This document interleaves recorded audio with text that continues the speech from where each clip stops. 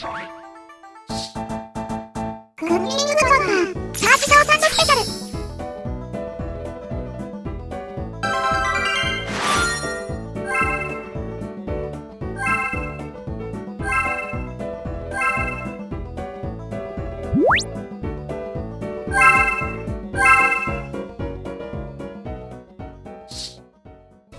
Sorry it took so long for me to upload again, but it took a very long time to get my cake commissioned because I didn't want to deal with an Instagram bakery, so my friend volunteered to do it for me, so there was a lot of back and forth for the designs. In case you don't keep up with my community posts, after 3,000 votes and 300 likes for my 30,000 subscriber special, you have all decided in favor of the tamaki cake, which I get, but I wanted to do something for everyone, so I will be doing a cinnamon themed cooking episode today. Ooh. I feel like I buy a hat and then decide it's not really for me every episode, so this episode is no exception to that. Ugh.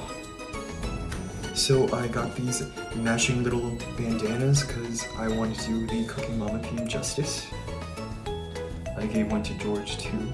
Since I spend most of my days at home anyways, I always thought that being a house husband would be a good fit for me, but I'm also domestically challenged and very bad at cooking and other DIYs, so instead I will just cosplay it for this video. I've had this fantasy for a long time, even before I started my YouTube channel, where I would reach a subscriber milestone and do a Cooking Mama themed episode where I bake my own cake, but as you have learned throughout the course of my channel, I'm not very good at decorating things. I even tried to doll the background a little, which I clearly did not succeed at.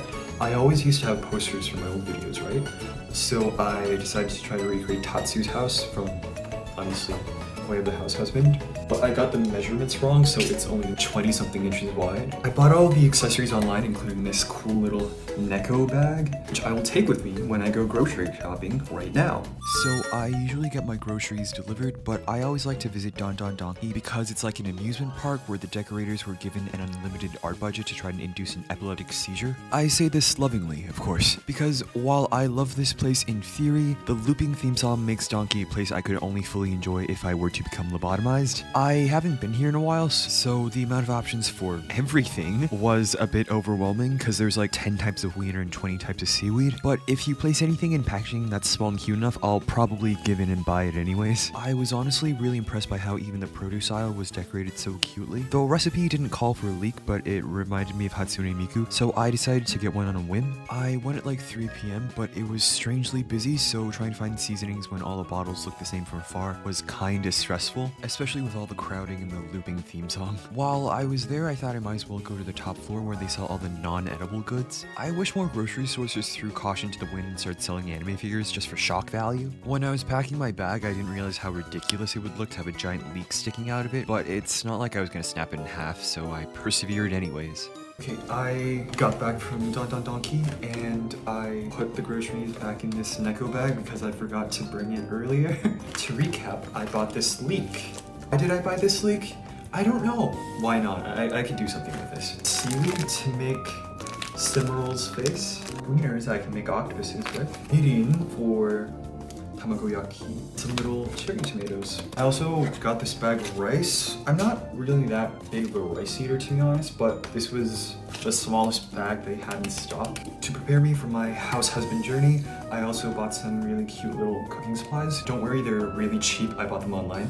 I got this cinnamon spatula, and also, very importantly, this little cinnamon lunchbox. I bought these little molds for making animal faces too. To be completely honest, I never cared for eating rice since I was young, so this was actually my first time using a rice cooker. Even when I'm alone, I always only ever boil pasta since I'm a picky eater, so that's why I seem so iffy with the measurements and the water ratio. I was about to dirty my scissors by cutting open the wiener packaging, but then I realized there were giant bold red letters spelling out "open" in the top corner. That didn't stop me from spilling the gross juice inside on the floor though. I didn't really follow a recipe for the octopus wieners, so I just sort of cut into them haphazardly and didn't really have high expectations for myself, but it was like magic when the legs curled up in the pan. I was actually surprised that it worked. I actually did end up looking up a recipe for the tamagoyaki after the octopus wieners, but it was really complicated, so I just closed the tab since I didn't really feel like going back to the kitchen to get more things. You know, at first I thought I was doing really well because of how easily the eggs folded, but I quickly remembered that they weren't supposed to be brown or look this visibly porous. I even messed up putting it in the bowl and had to cut off that extra bit of egg since this cloth came straight from the factory unwashed. The DIY guide I saw online tells you to shape the rice with cling film, which seemed easy enough, but I didn't check whether I had any before I left the house, so I tried to use a Ziploc bag instead. However, I quickly sensed that it would be a bad idea, so I used the mold that I had on hand to try to salvage this. It seemed promising at first since it was pretty fun to shape the rice into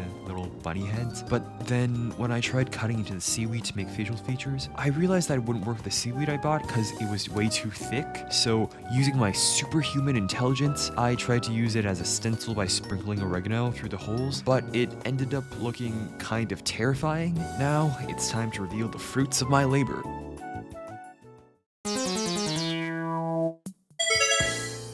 Yes, I know it looks bad, but I will give myself a gold medal for trying anyway. It's not like you can taste it either, so for all you know, it tasted amazing.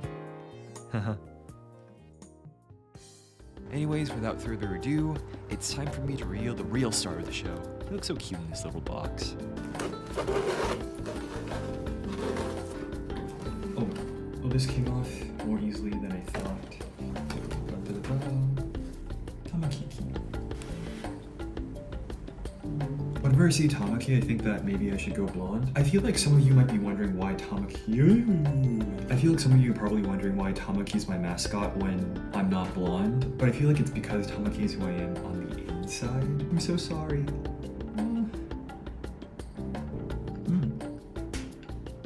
It's cream cheese. I'll start from the back. Buttercream. I made the mistake of ordering red velvet cake for this. So when I cut into it, it's like a homunculus that's alive on the inside. Anyways, while we're here and I don't have much to talk about, I'd like to thank you guys all again just for tuning in. When I started this channel, I sort of just saw it as a random little, it's like blood.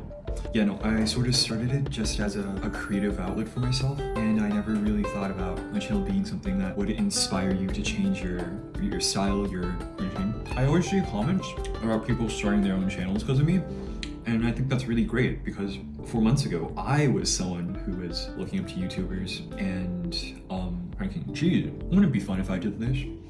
And now I get to have the privilege of being someone that inspires other people to do that, so it's a nice feeling. A lot of the times, I'll see people leave a top comment and it'll be about their personal life or something that's been going on. There's a comment from a Japanese girl about how she used to be really into Gothic and Lolita fashion. As the years passed and she moved to the countryside, the amount of stores that stock that type of fashion dwindled because it went more and more out of trend, and they were forced to, not forced, but they felt the pressure of being in Japanese society and having to conform to more, standardized fashion to feel accepted and not be an outcast. But because they saw my video, I forgot the exact quote, but it was something along the lines of, it reminded them of how happy it could be to live life the way you want. And I think that was just very profound to me because, to me, I'm just some guy vlogging myself window shopping and getting lunch. After that comment, I never heard from them again. To the person who wrote that comment, even if you're dressing up at home, I really hope that you get to be your authentic baby doll self. And if you see this, can you please give me an update? Because I really do get invested in these comments, you guys. Like, you don't have to leave one, but if you do, can you please finish the narrative? Thank you. Obviously I'll probably put a jump cut here or something, but it's been like 18 minutes since I started this cake and it's not good. I've tried really hard to finish, I left his face intact, but I have been hauling him out from the back. It looks like a lipstick mark of blood.